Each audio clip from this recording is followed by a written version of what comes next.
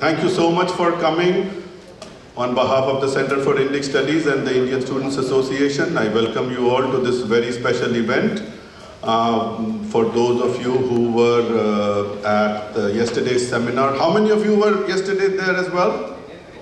Yeah, a good number of you, so you know how engaging the speaker is, so I will not spend too much time, except to say a couple of things. In English, there is a metaphor saying overture to an opera. So the idea being that when you have an opera, people kind of keep streaming in. So the overture basically sets the stage so that when the real opera starts, everybody is seated. So that's my job. But I do want to mention a few quick things which I think will set the stage for today's conversation. So today it's more of a conversation / interaction rather than a seminar. So the seminar speaker will have a cordless microphone and kind of be pacing up and down the aisle. We will leave enough time for questions after her interactive session. And we were just chatting, Dr. Bhandari and I were just chatting yesterday. If you feel more comfortable asking her a question in Hindi, please, by all means, feel free. And Punjabi, if anybody knows Punjabi? Only two. So Rajika ji, ऐसे सिर्फ 4 लोग हैं जो पंजाबी समझते हैं. Anyway, fine. Okay. So English, Hindi, little bit of Punjabi. So as I said, we try to do these events, of course, to get you to familiarize with the academic atmosphere in a US campus, which is very different from what you have experienced at home, back home.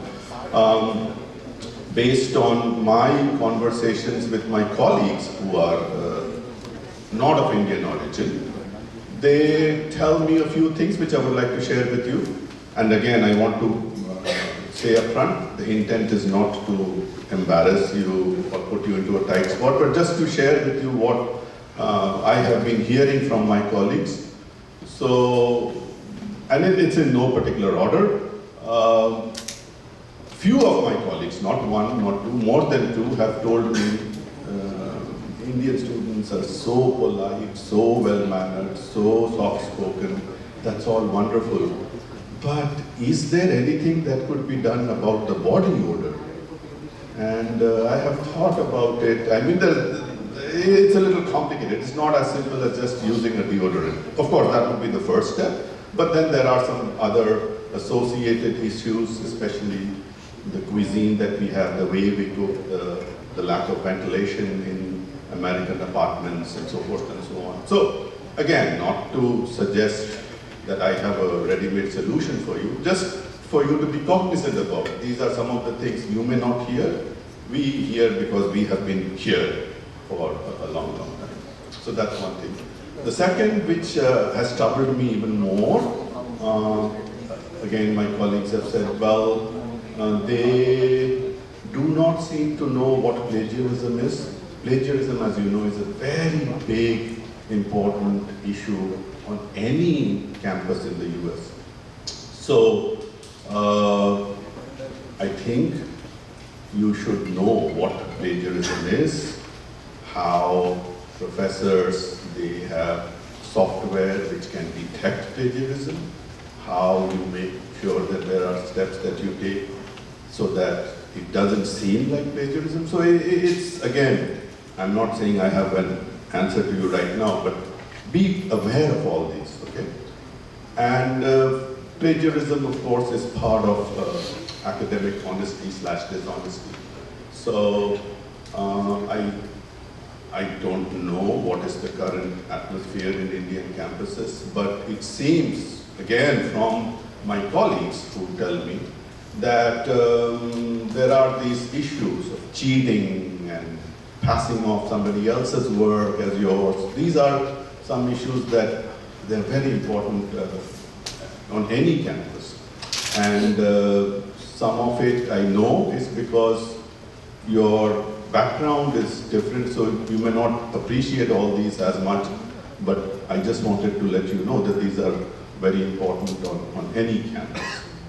Okay. So with that, let me just introduce today's speaker. As many of you have heard her yesterday, Dr. Rajika Bhandari. She is an expert in higher education, international students in higher education in the US, and I will not read her bio. You all can read it from her website. But I will just say a few things. For Indian students who come to the US on an F1 visa, for example, there are, of course, these academic issues that I talked a little bit about.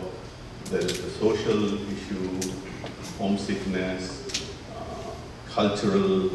Professor Bhandari talked about how interaction with faculty is a little different from the background that you come from.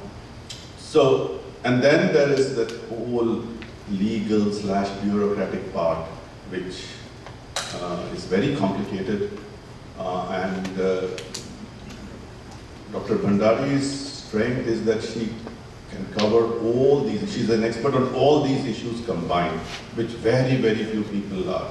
People do have expertise in their silos, the legal part, the academic part, but for somebody to be conversant and expert on all these issues, very, very rare. So you are very fortunate to have Dr. Rajika Bhandari with you, and we discussed and we thought it would be better if it's a little loosely structured, because we want to hear from you, especially Dr. Bhandari wants to hear from you.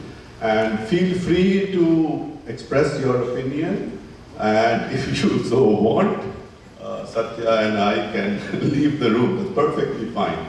But as I said, please speak up, because people like Dr. Bhandari, they don't come very easily or very often.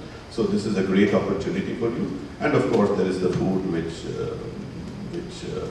is very authentic Indian cuisine. So with that, let me welcome Dr. Rajika Bhandari.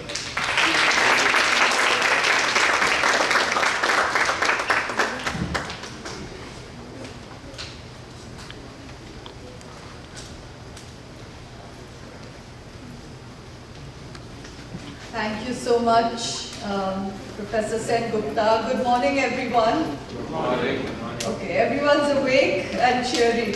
And I think you may have exaggerated a little bit. I'm not an expert in everything. I particularly want to say I'm not an expert on the legal piece. So, you know, I can talk about kind of what the broad situation is. I think we all kind of know what some of the challenges are, but I'm not a lawyer. I don't dispense actual legal advice. And actually, you know, we were talking about this at dinner yesterday.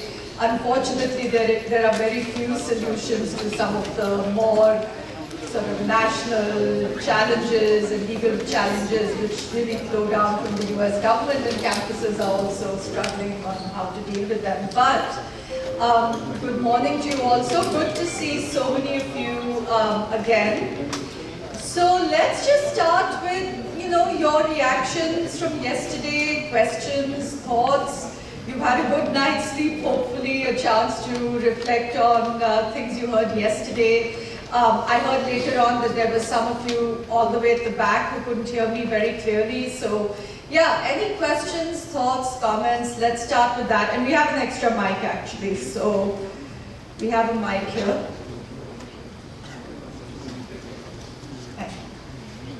So let's start with you all.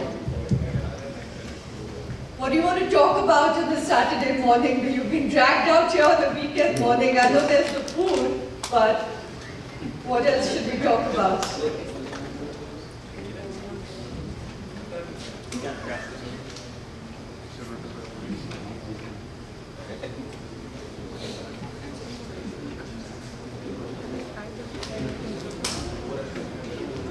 How do we have a vision structured out for what we are aiming for, especially the stream that we are studying?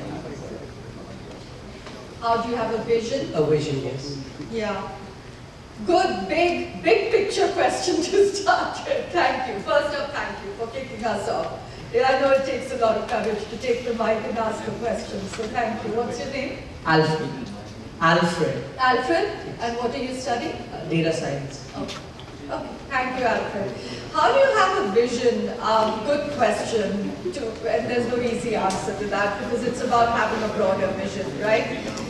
I think when you think about vision, it's, you know, really explore, looking at the people around you, your faculty in that area, what are the sorts of things they're doing, how have they built their career paths. I think really trying to have a broader view of how what you are studying kind of fits in the bigger picture. What sort of problems is it going to help solve, right? You might be here for 2 years getting a master's and you're focused in your coursework, etc. But kind of, you know, asking those questions like, why are you studying what you're studying? And hopefully you're studying it because you want to be studying it and not because it gives you 3 years of OPT. But asking that deeper question of why are you studying it?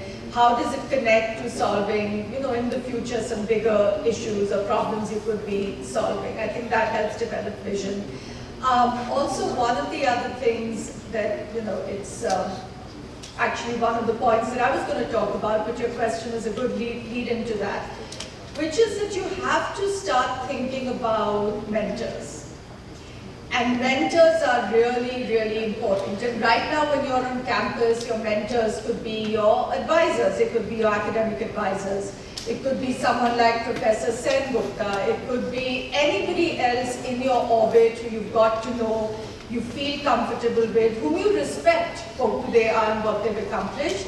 Because that mentoring relationship is really important and it's going to last you your lifetime. I still have a strong relationship with my academic advisor from my graduate school days because I'll never forget how he guided me, the doors he opened for me. And it's not about approaching mentorship with just a selfish attitude that, oh, this person can write me a letter of recommendation or open a specific door for me, but it's really having that deeper relationship with that person. And that door opens up even more once you graduate, and I actually call it almost having your own personal circle of advisors, that everybody needs to have their own board of advisors or personal circle of advisors who are going to be, tomorrow you go work somewhere, it may be your manager, it may be a more senior colleague in the company or organization whom you get to know and whom you trust and who sees your value, and you build that relationship slowly over time. And you know, this is something, especially in our Indian culture, it's really ingrained in us, right? How you respect your teachers and you always revere your teachers. And that's exactly what I'm talking about, that it's not necessarily just a teacher, but it's really about that circle of people where you're going to nurture that relationship over time. And what does that have to do with vision? Those are the ways in which you're going to start to see your work in a bigger way and how it's having an impact and how you can. Thank you so much for that question.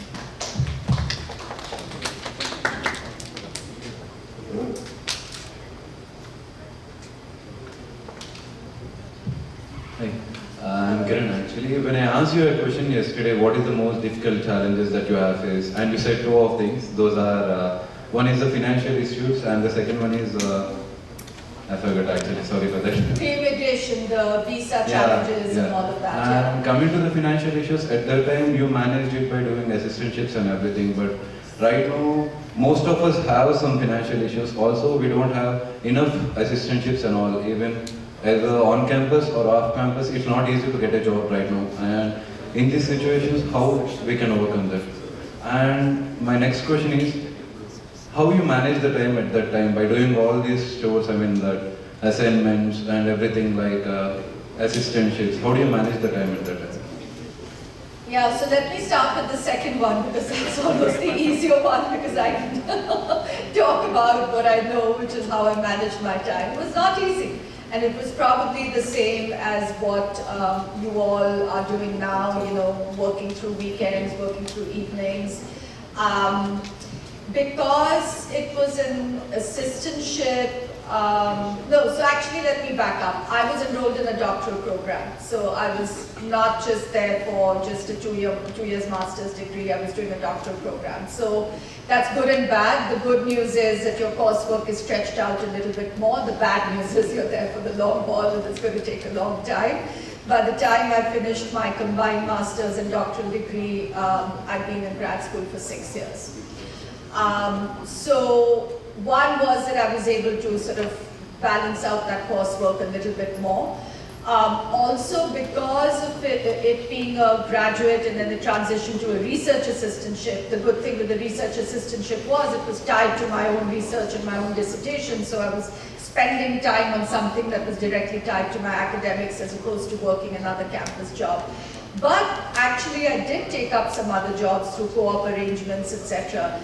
And it's, you know, all of the same things of balancing your time, your time the same way. I mean, that's why the perception of international students on most campuses is that they're so diligent, they're so hardworking, which they are, but it's also because they don't have a choice. They don't have a choice to go partying every night. You don't have the time, you don't have the money, right? When you become a grad student, you don't have the luxury of saying that, you know, oh, I'm just going to take a semester off and then come back. You have to just keep continuing because, you know, that's what's also required for your visa status. So it is a lot about time management, I won't lie, which I think you all are probably already doing, so no easy answers there. On the funding part, it's a real challenge. I can't offer any solutions because again, it's so dependent on every campus and what those resources are. I mean, one thing I'll say, which is why I mentioned fellowships and grants yesterday, is if you spend some time looking for other sources of funding that are not tied to your specific campus, and if they come in the form of a grant or a fellowship, the nice things about grants and fellowships is they don't require service in return for the money. It's been given to you so that you as a student can spend time doing what you're supposed to do here, which is study and pursue your academics. But even those are competitive, I won't lie. So, but that's the beauty of sort of a grant or fellowship, that it's just given to you without the expectation of any service or that you have to work 20 hours or 30 hours a week in return. But you know, no easy answer to the funding thing. Again, I don't come with the solutions, but I think it's really important that, you know, your faculty and your administrators who are here are sort of hearing this firsthand from you all. It's not that they don't know, but it's important for them to also hear this on how much of a challenge it continues to be. Thank you.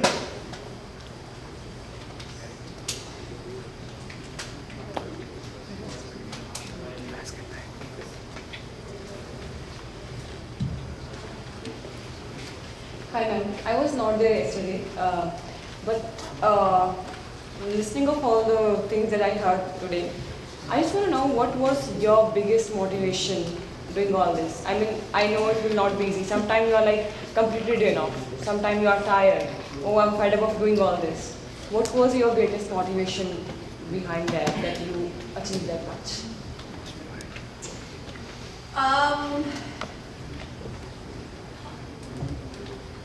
I'll tell you something very honest.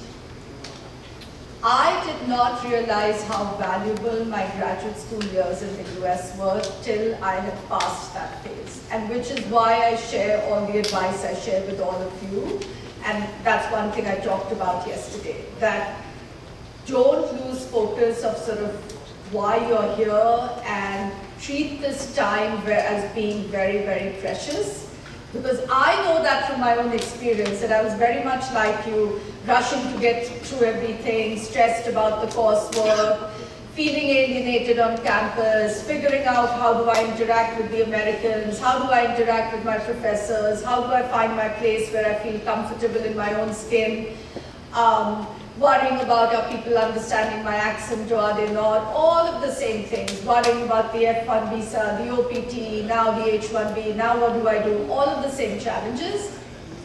So it was only later, and actually when I began to do the work that I do, that as I reflected back, I realized how precious those 6 years had been. I think by default I use them well, but could I have done more with those 6 years? Sure, I could have, but it's something that sunk in for me later. So that's the advice I share with you today, because I know that now, that leverage this opportunity. Leverage is a really important word. Don't get stuck in your silos. That's my one big message for the day, actually. While it's lovely that we have you all here together as a group of Indian students, this is also a problem. And what I mean by that is, we hear the expression birds of a feather flock together, right? It's so easy to be drawn to each other. There's a sense of comfort. We have the same culture, the same food, the same, more or less the same language. I won't say the same language because, you all are from different parts of India. Not everybody speaks the same language. But when there's so many of you, it's so easy to fall into that trap that, oh, we have a community here, we don't need to go beyond this.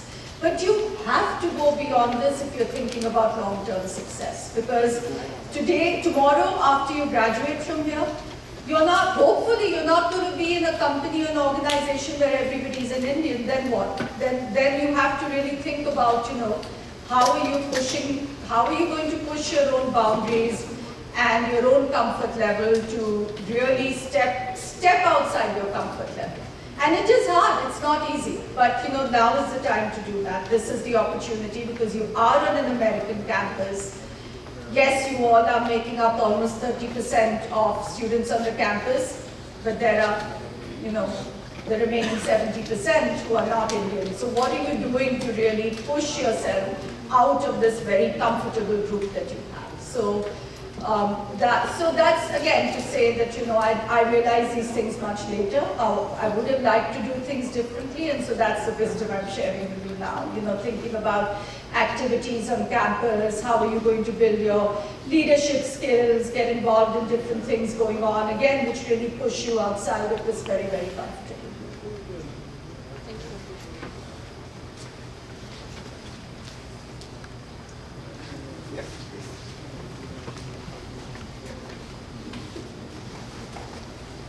So I just need your opinion in something.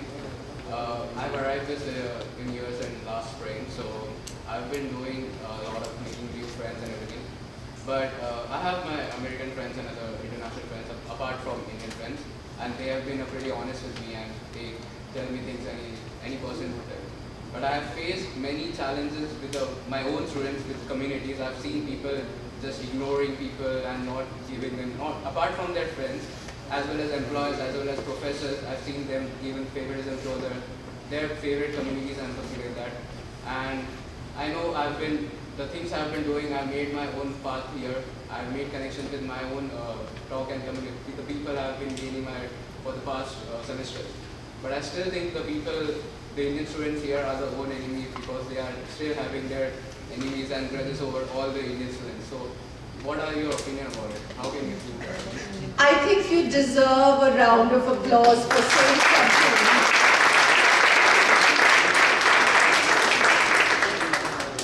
You said something which is so true and so difficult to talk about, but you absolutely nailed it. I am shocked that, we all come from the same background, and then people come here and say, oh, this is like my little Maharashtrian community, and this is like my little Bengali community, and this is my Punjabi community, and this and that.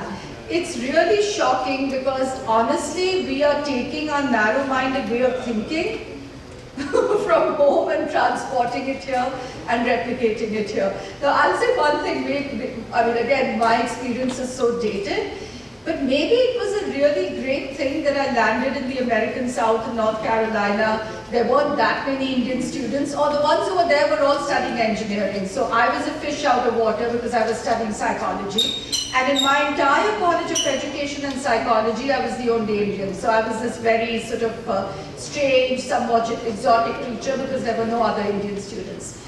But the good thing that happened for me was because there weren't that many Indians, nothing like this, we didn't have a choice. Forget India. We loved all our South Asian friends where I didn't care whether you're Pakistani or Bangladeshi or Nepali or whatever. I was just so glad to have some sort of cultural similarity with all these other students. And that's a really important thing, because again, yesterday I talked about kind of really opening your mind and letting go of your own prejudices, right? So this is an opportunity. You've left that context behind, and it's not that that context is not important, but you're leaving home to come here not just to put your nose in your books, but to really open your minds as well. And you're going to learn not just about American society. In fact, this is one of the main messages in my book, where I say that when you leave home to study, you're not only going to learn about the country that you have gone to, but trust me, once you've been away from India or whichever country you're coming from, you're going to reflect back and learn so many things about the home you've left behind, some that you love and respect and you carry through as your values, and other things that you dislike, because once you've had that distance, you realize how wrong those things are. So I'll share another thing with you, not to go deep into it, but one of the big issues right now on American campuses that's been coming up, it's been reported pretty widely in the press, is casteism. And that on certain campuses, and this has been a big issue in California, many students have been complaining that certain professors of South Asian origin, etc., have actually been engaging in sort of caste-based discrimination, similar to what the students may have faced back in India. So these are real problems, and my message to you would be, why are we still stuck in those old, really narrow-minded ways of thinking, right? That you should simply embrace the fact that here you are in this wonderful group where there are shared similarities, and you're not the only one to raise this. Even in a really, really big city like New York, I was doing an event at NYU, and the student came up and he said exactly the same thing. He said, you're talking about forming groups and forming communities, but I don't even know what to do with my own Indian group, because I try and go join a group and they're like, oh, this is like a, I don't know, a Tamilian group or a, Andhra group or whatever it is. So, that's how deep we are going in forming the silos even within our broader community. So, thank you for raising that. And again, no easy solution. That solution lies with you all on how much you use this opportunity to break down and shift your mindset towards each other, towards your broader community, and also towards, the larger community you're here for, which is Americans and outside of sort of the whole Indian silo as well. So thank you again.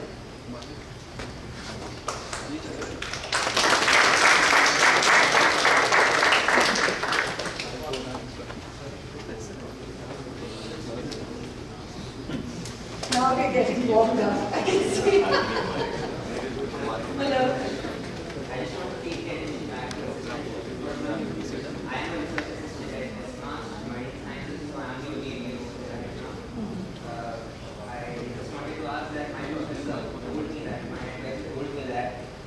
My advisor told me that I, as an Indian, he has noticed that I wear myself off a lot than other assistants. That you what? I wear myself off doing the work. I put in a lot of hours than necessary, and I don't know how to stop. And he has told me that it's a trait he saw in Indians. He has worked with other students who were Indians, and they also had that issue. So, managing the hours, how much to invest into studies, how much to invest into my assistantship, though they both are connected, because I'm doing my dissertation in the same topic which I am doing my studies in. So how to distinguish between that and how to know when to stop. So let me ask you a question. Why do you put in so much time? What's the real reason? I don't know. When I start working, I just go. I like to work. Or is there a fear that you want to be liked, or you want your professor to... No, because there isn't a competition over there. We are just 11 students in that department. So, yeah. And most of them are PhD students, some of them are MS, and some of them are PhD.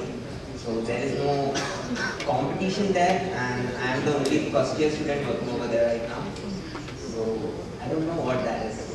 Not able to Switch off. Yeah. Yeah. Well, there's... Okay. Yeah.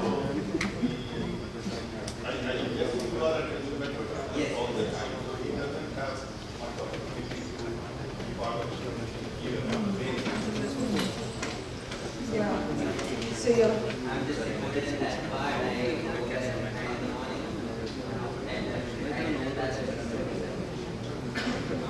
So it's easiest to just keep working. Can I answer that? Yes, please.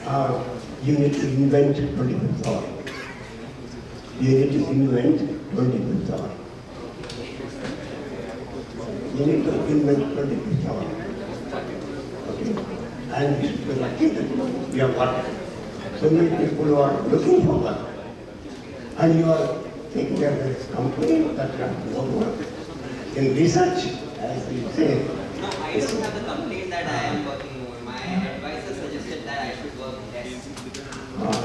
But maybe what are some of your other interests, right? Think about how can you use that same time and broaden your interests, because again, you know, a lot of education is about, again, not just sort of that very focused piece you're working on, whether in the lab or elsewhere, but what are some other ways in which, you know, you can really think about that in a wider context. So, yeah?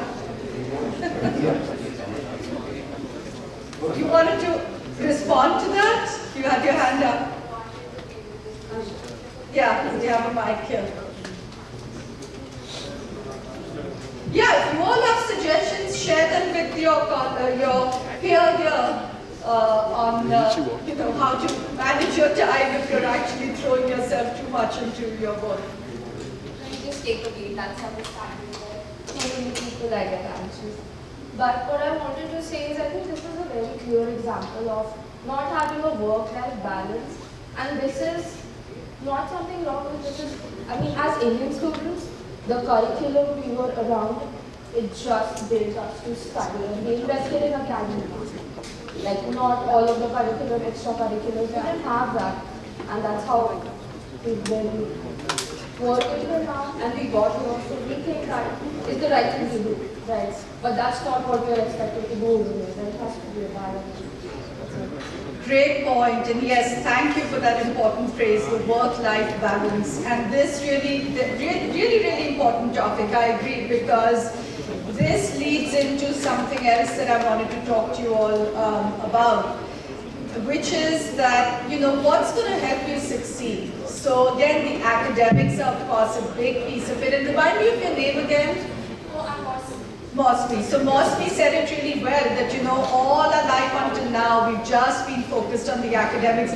Believe it or not, it's the opposite in the US. Yesterday I talked a lot about different academic cultures. I have a daughter who's just started 10th grade. And all the time I'm complaining about the opposite, that, oh my goodness, what's your hockey coach doing? You're going till 9 at night. What about the academics? What about the academics? Because here, it's almost the opposite, whereas parents, and I see you nodding here, are sometimes worrying about the kids seem to be doing everything else to the exclusion of academics. Because guess what? When my daughter's ready to start college, guess who she's going to be competing with academically? Guess who she's going to be competing with? Indians and international students. We were in India this April and she got to meet one of her cousins, very, very driven young man who was going to go to Canada to study, but Canada, I don't know if you all know, many of you may know, changed its policies last year. It's been having a lot of issues with India also, etc. So he decided to go to the UK. She met another young boy who is going to one of India's top schools and is so driven, so obsessed about getting into the right university in the US. So she was a little bit in shock when she saw this in India. And I said to her, I said, now you're old enough to understand this, and if you don't start focusing more on your academic, these are the kids who are going to be eating your lunch tomorrow. These are the kids who are headed to the US and to other countries. And in fact, many years ago, the New York Times did a front page article which said that it's easier to get into a top university in the US if you're an international student than if you're an American student. So, to come back to that balance of work-life balance and what's going to help you succeed. So academics are great. I don't need to focus on that for you all because you're already too focused on that. The issue is what else do you need and what's really going to position you to get through graduate school, some of the things that Dr. Sengupta was also talking about. And so I want to talk about, and I hate using this phrase, but I'll use it because that's how most people understand this, soft skills. But they are not soft skills, they are actually absolutely essential skills. That you've got your academic piece all lined up, that's not an issue. But how are you going to get up there and explain yourself and advocate for yourself and things that you want to do as you shape your career? So really, I think your friend there offered a great piece of advice. Dig your head out of the books or the lab. Think about what else you can be doing and using the opportunities that the campus offers. There are a few things that I want to mention very specifically as you think about skill sets to build for yourself. And these might sound like small things, but honestly, when I reflect back on my entire career and I think about what are one or two things that have helped me a lot, and I say this to my daughter as well, I've been saying this to her for many years, she's still in high school. Two really important skills today. Building your speaking skills and building your writing skills.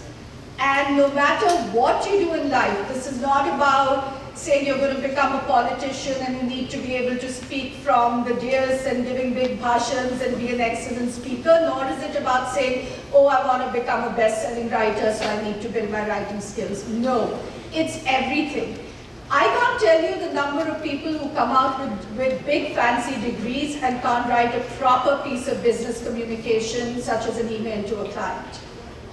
Even writing a proper email with the correct grammar, with the correct address, making yourself clearly understood, that is an actual skill.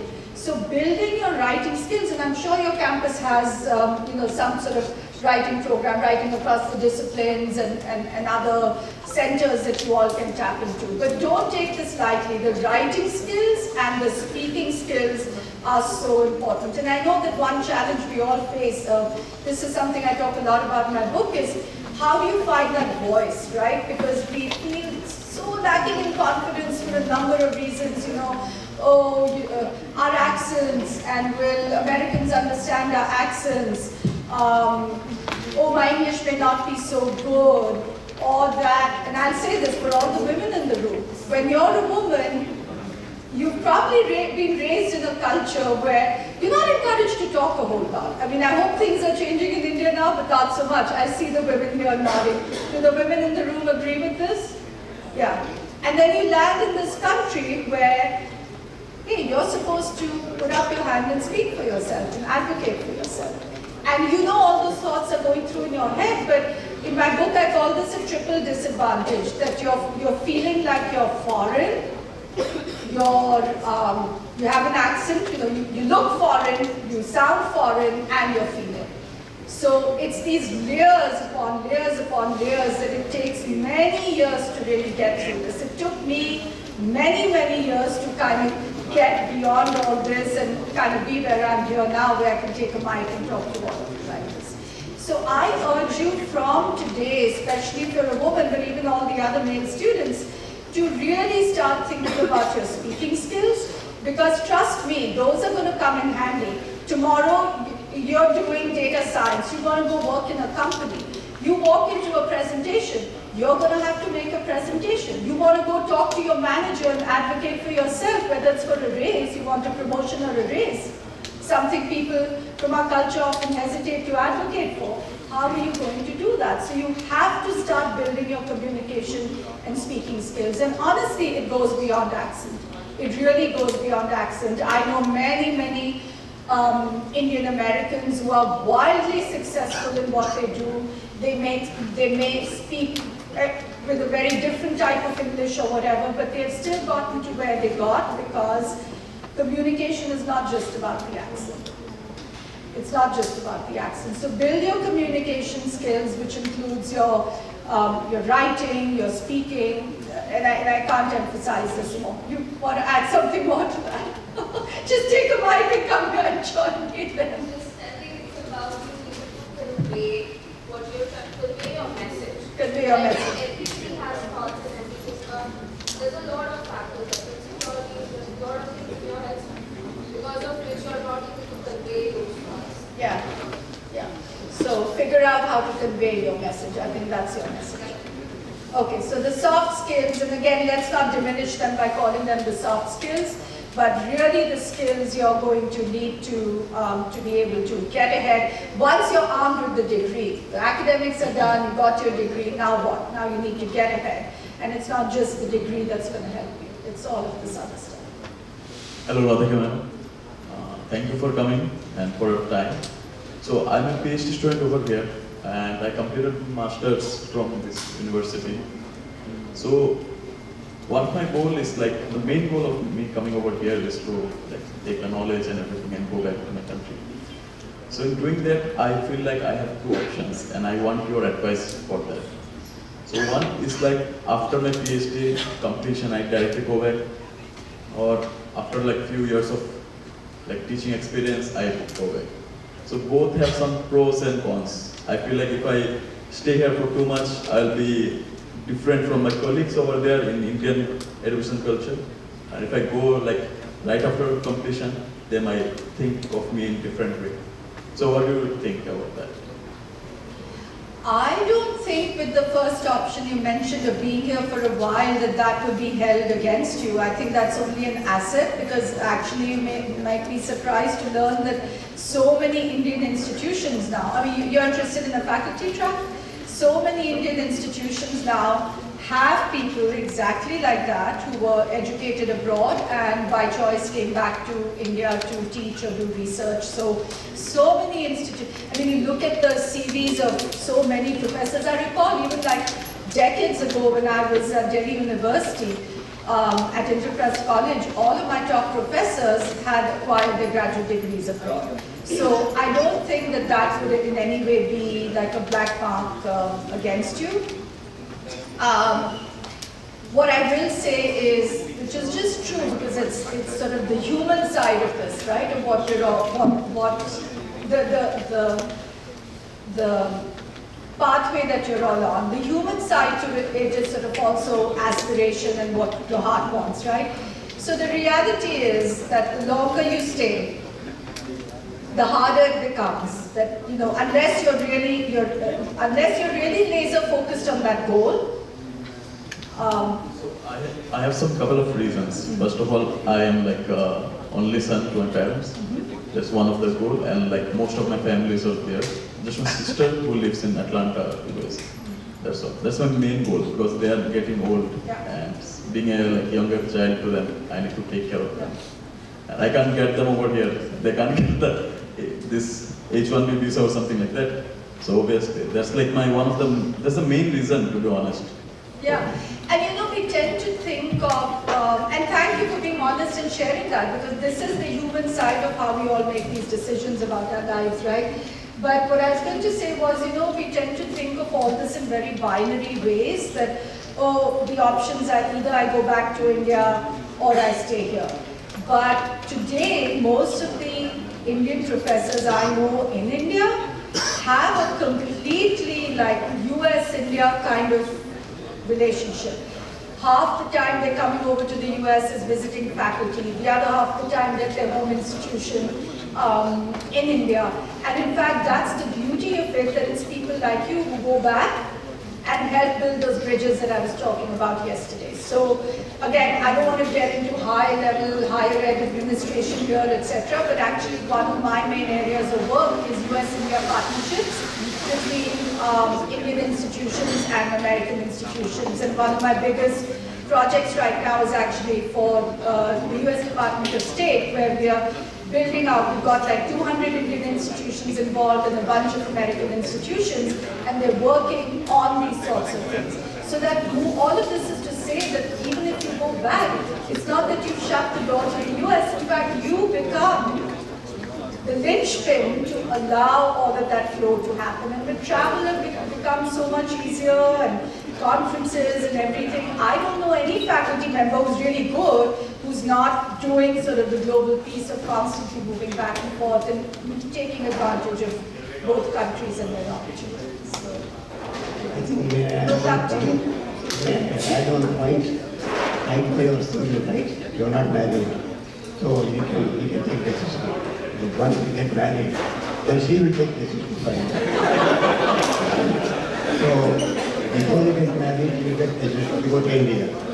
If you get married here, then you lose the freedom of taking decisions, right? You have to follow your right. That's my advice. Yeah, good point. As we think about sort of personal factors in all of this, that's a big part of it.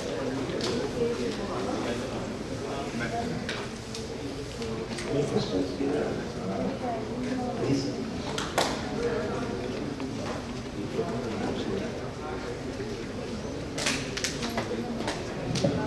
Hi, this is Sidusha. So I have a question on immigration thing. Does the upcoming elections affect on F1 students, like international students? Great question. Great question. So everybody in my sector, when I say my sector, sort of people who work professionally in the space of international students coming here and American students going abroad. Everybody is pretty worried because the last time that we had a certain administration, I'm going to choose to not take names, things got pretty bad.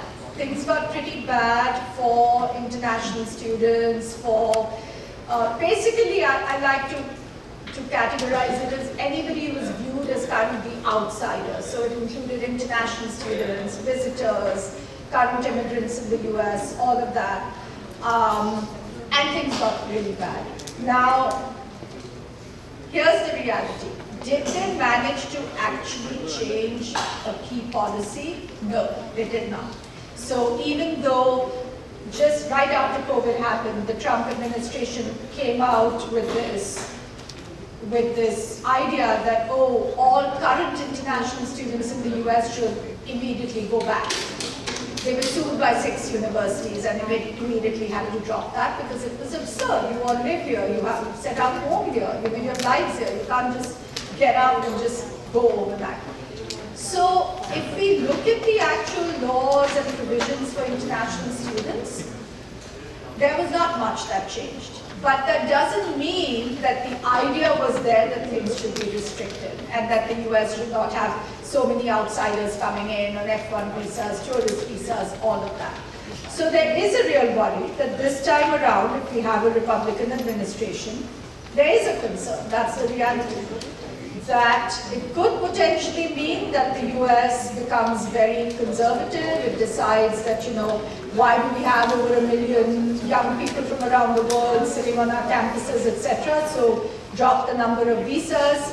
It could mean, this is sort of like a technical legal detail that a lot of people don't know about. It could mean that OPT could be threatened because the problem with OPT in the US is it was never created by law.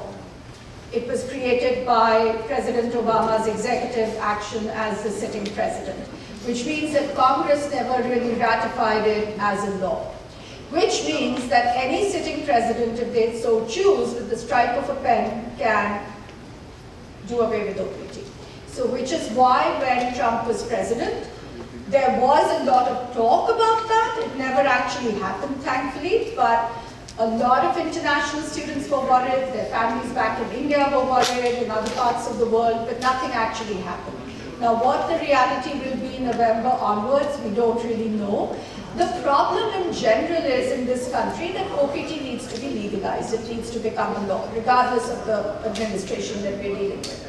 But the overall immigration issue in this country is really, really complex. There's sort of the skilled immigration side of it, which would apply to international students. It would apply to people like me who came here through a legal pathway, stayed through a legal pathway. Then there's the whole undocumented, illegal side of it. So it gets very, very complex. But the answer is we don't really know. I think universities are bracing for the fact that it could go either way. Students are really interesting. I don't know how they weigh these things. A recent student survey that was done actually showed that students were more optimistic about coming to the US if Trump won this time than they were the last time around. I don't understand it because things were pretty negative, but you know, I don't know. So everyone's waiting and watching, but yeah, I mean, they made that one announcement about, oh, give a green card to every, that, you know, yeah. I'm not going to say much more on that, so, yeah. Ma'am, I do have a question related to the immigration actually, about the visa acceptance and the visa interview. When I went Mumbai for my first visa interview, actually I am rejected for the first time, and it's really hilarious because I shared that thing with almost here. And before asking your question, I want to ask you, how many of you, your visa was rejected for the first time? Mine, yeah. And before going to the visa interview, there are like, a lot of people said to me, it's based on luck, not based on your potential. But I said that no, it will be not like that. It is for sure, it will be based on potential. Because to reach up to the visa interview, we have to face a lot of hurdles like IS and making the rounds around the consultancies. Choosing a university is not at all easy for us, and spending a lot of amount and also a lot of valuable time of us. And in my scenario, actually I have to share you two scenarios. When I went to the interviewer asked me one question, why this university? Before even I'm starting answering, she will be like, okay, try for next time. Even I'm not started my answer. Okay, it's fine. Because I don't know what's happened. I just walked out of there. And when I attempted my second visa interview, actually that's for who were rejected for the first time. That's one girl is in front of me, and the interviewer asked her question, at which consulate you are rejected for the first time? And she is like, in the Hyderabad itself. And the interviewer said that, okay, again you are rejected, in front of me. And I am like, okay, it's fine. I am like, okay, mine is already rejected for the first time, let's see what will happen. I went there. And he literally sprayed 40 questions and it's a 5-minute session for me. The second visa interview. And he accepted for God's grace. And at that time, even for the second time, mine was accepted, but I feel like it's still based on luck. What will you answer for this? Because a lot of parents are crying outside the consulate. I know the pain of rejection because I never saw a failure until then. And at that time, I am like, okay, after coming here, I came to know that visa acceptance is also a struggle.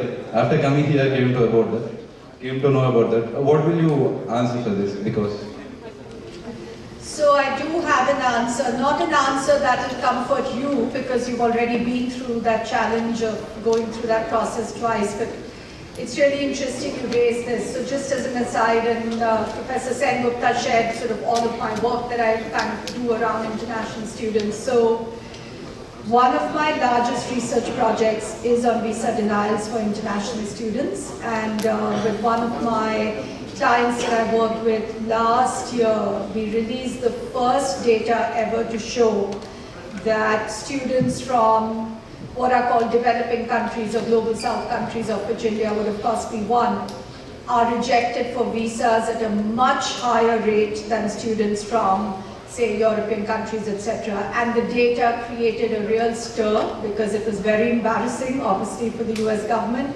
It's based on the US government's own visa data that we did the analysis, and the findings were shocking. They're obviously terrible for Indian students, but the ones who suffer the most are students from Africa. Almost 60%, so 6 out of 10 students from Africa are denied for visas to enter the US.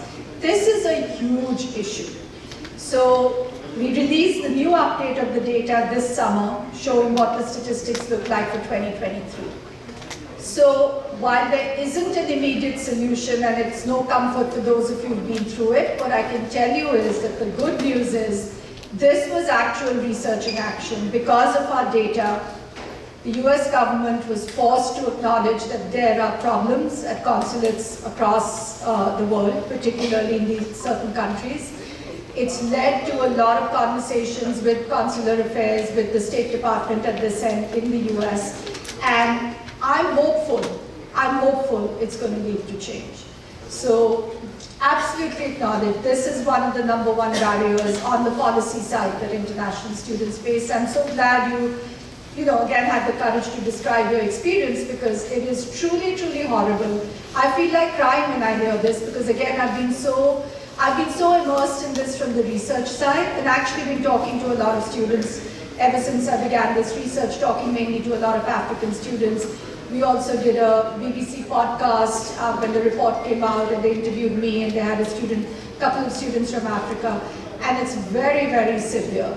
And one of the most frustrating things is, like you said, you're not told what the issue is. So you're kind of striking out in the dark, because even when you go back the second time, you don't know what it is that you need to fix, and it's happening over and over again. So it's a huge, huge problem. What I can say is that the government's really aware of it now. They can't sort of turn away from it because it's out in the research and the data. The whole country knows about it, and our research has been picked up, I think, over 200 or 300 times by global media on sort of shedding light on this very, very severe issue, which is a real problem. And thank you for the show of hands, because this is the work I do on a daily basis. So when I go back tomorrow, I'm going to be sending an email to my colleagues who've been here doing this research saying, guess what, I was in a room with many students and here's what I learned. And it's across the board. It's the F1 visa is affected the most, but everybody has personal examples. My niece in Delhi was turned down for a visa, and she just wanted to come with some high school trip. They were going to do a summer camp at NASA or something. She got turned down because in an interview, the consular affairs officer asked her, do you have any family in the US? And she very joyfully said, yeah, my aunt lives outside New York City. Rejected. Now you tell me, how many Indian immigrants are there in the US?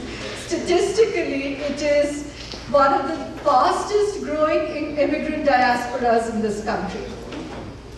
Depending on how the elections go, we may end up with a president who's of half Indian origin. So for someone to be rejected based on that, I mean, come on, I don't know there are very few people in India now, if you walk the streets, who doesn't have some uncle or some aunt or some cousin or some relative or some kid who's studying in the US or is in the US. So, it's a problem. It's a real problem. Actually, I am very happy. 3 years back, one student came here. He got dissertation 8 times. 8 times. 9th time he went and came. And he's 8 times. So are you happy now? I mean, what I want to say though, I know this doesn't, because you are experiencing it, but from the perspective of what universities can do, Professor Sen Gupta had mentioned to you the President's Alliance yesterday. So they're the ones who are leading all of this work along with a group called NAFSA, which is the Association for International Educators. NAFSA is sort of the membership organization also for all the people on campuses who work with international students.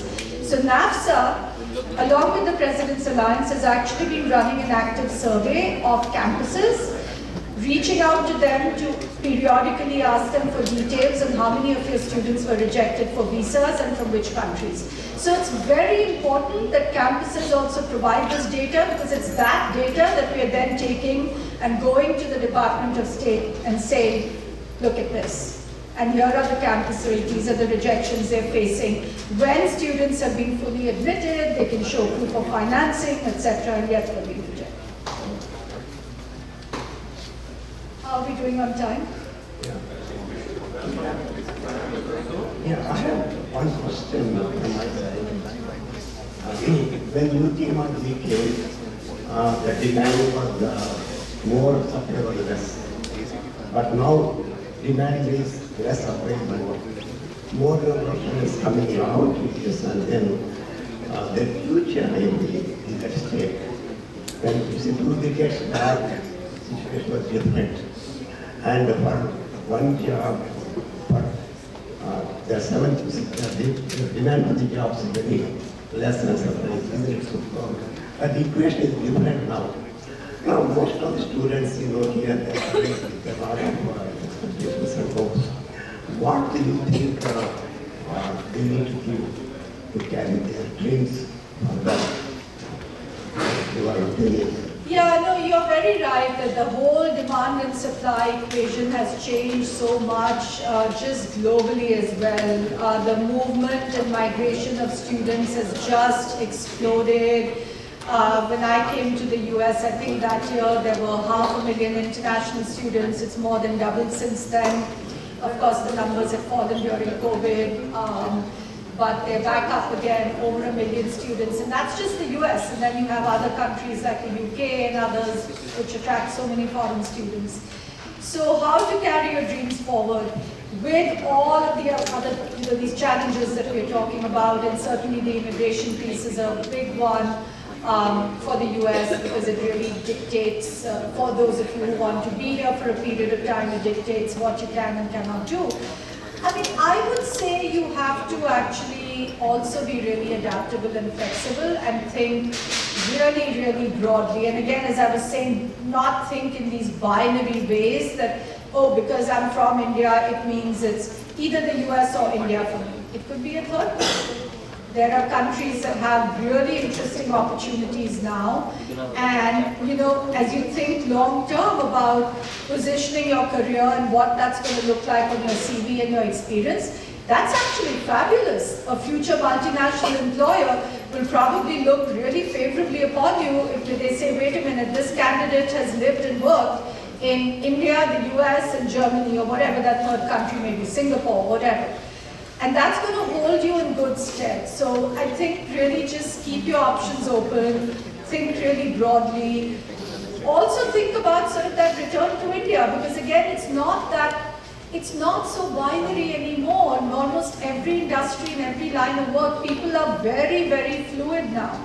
There's a lot of fluidity, and even today, tomorrow if you may choose to go back to India, it doesn't mean like, oh, now I'm back and that's it for my future. No, it may be a 2-year stint that you do, and then you move on to, God knows where, Hong Kong, or I don't know, anywhere else in the world. I mean, there's so many opportunities around the world, and if we get stuck in like this two-way thinking of, oh, it's either the US or India, and then otherwise I'm doomed, that's just really limiting.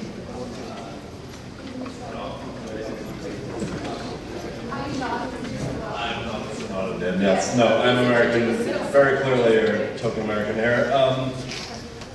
So, I was at your talk yesterday though, and you mentioned something about international students being like afraid to seek help because of losing access to stuff and something along those lines. So I wanted to emphasize that that's not a thing.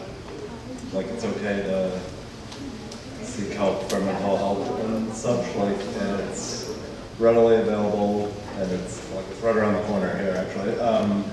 And so please don't be afraid to like. This is all very stressful, obviously for y'all, but so like please like if you need help, reach out. Yes. Thank you. And so, do you work with the international? I live with all these guys basically.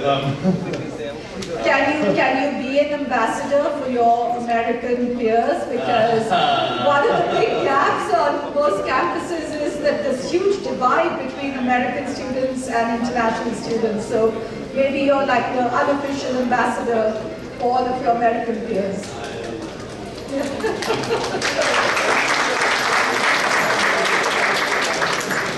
Yeah, but thank you for that. It's good for them to hear it from you.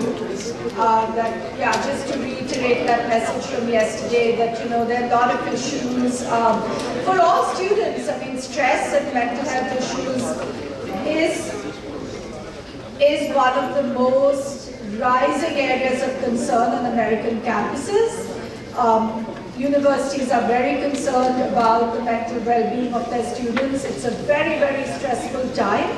And you all are just as affected because you're part of the university community, and added to the layer of everyday stress that all students are dealing with. Just to reiterate the message from yesterday, for you all, it can be all of those additional layers of sort of how do you adapt, it's a foreign culture, you're worrying about finances, you're worrying about your family back home and all of those things. So it can be a lot, and, you know, thank you for reiterating that message that, you know, don't hesitate to seek help when you need it. And in the US, one of the good things about the US is the privacy laws are so strict, laws around privacy and confidentiality, that those will protect you.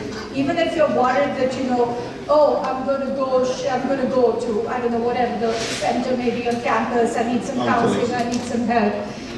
That, you know, this will come back to the international student office, oh, I'm going to be seen as unfit for my studies, my advisor will find out.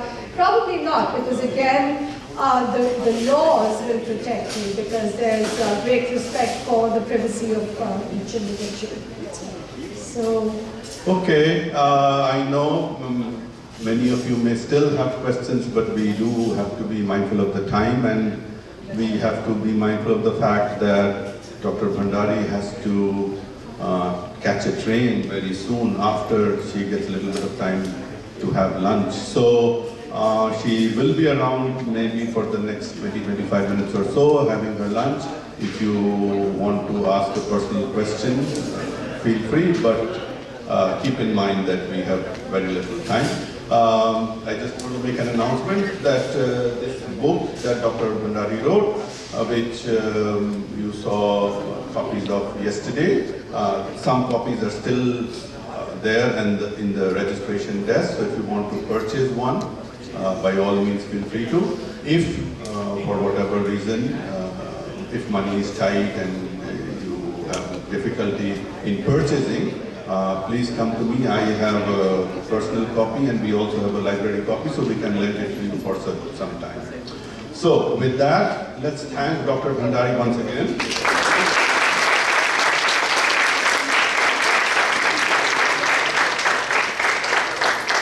And I also want to thank the Indian Students Association for taking such great pains. As you know, organizing an event like this is very complicated. There are so many hurdles we have to go through. So I do appreciate, and ISA and the Center for Indic Studies, we have been in conversations about how to have similar events which are student-centric. I mean, we do have some events that are more academic or research in nature, but we would love to have similar events in the future. That means we, meaning Center for Indic Studies and the Indian Students Association. So with that, thank you again very much. I believe lunch is ready. Please allow Dr. Bhandari to take her lunch, and then... No, please don't wait for me. Please get your food. And, no, because you have a train to catch. I guess they don't. So.